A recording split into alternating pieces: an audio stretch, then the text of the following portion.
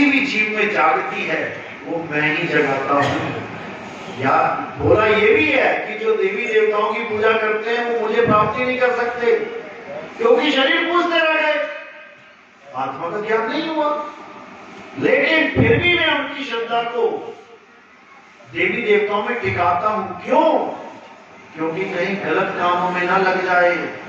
कम से कम देवी देवताओं को पूज रहा है तो ट्रैक पे तो है, रास्ते पे तो है, आगे कोई संत महात्मा मिल गया तो दूर तक पहुंचा देगा।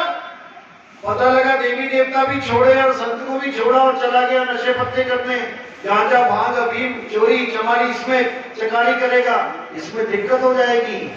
इसलिए हे अर्जुन, जो भूतों की पूजा करते हैं, जो देवताओं की पूजा करते हैं, जो पितरों की पूजा करते हैं, वो मुझे कभी प्राप्त नहीं कर सकते।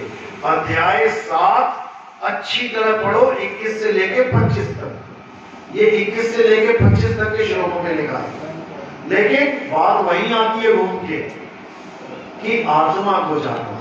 तो आत्मा को जानना है और अब आत्मज्ञानी बनना है। तुम्हारे गुरुओं ने तुम्हें जपी तपी सन्यासी बना दिया, आत्मज्ञानी की जगह बनना था आत्मज्ञानी, और दे दिया मंत्र। मंत्र को लगे तुम जपने, तो जपने वाले को जब सिद्ध कर देता है मंत्र तो क्या कहते हैं? जपी। चाहिए थी आत्मा, गुरु जी ने कह दिया बेटा एक टांग पे खड़ा हो जा, सारी उम्र एक टांग पे खड़ा रहे, परमात्मा मिल जाएगा। अब क्या दे दिया? तप दे दिया, तपस्या करवा दी, अब बना दिया तुम्हें तपी। अब एक गुरु ऐसा मिला, कहता बेटा घर बार छोड़ दे, जंगल में चला जाए एकांत में। अब वो क्या है? सन्यासी।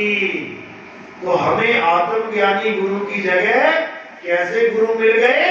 जपी तपी सन्यासी। इसलिए हमारा काम नहीं बन पा रहा है। अब हमने आत्मज्ञान को जानना है, आत्मा को जानना है, उसी में परमात्मा छुपा है। इन्हीं फूलों में खुशबू छुपी है। फूल यहां पड़ा है, खुशबू ढूंढने कहीं और जा रहे हो, नहीं मिलेगी। इसी प्रकार तुम्हारी आत्मा में परमात्मा छुपा है, तभी आत्मा अविनाशी है, नहीं तो इसका भी नाश हो जाता। चलो आज का सत्संग यही समाप्त करते हैं। आगे का प्रोग्राम कालूदास जी आपको बताएंगे, तो एक जयकारा लगा।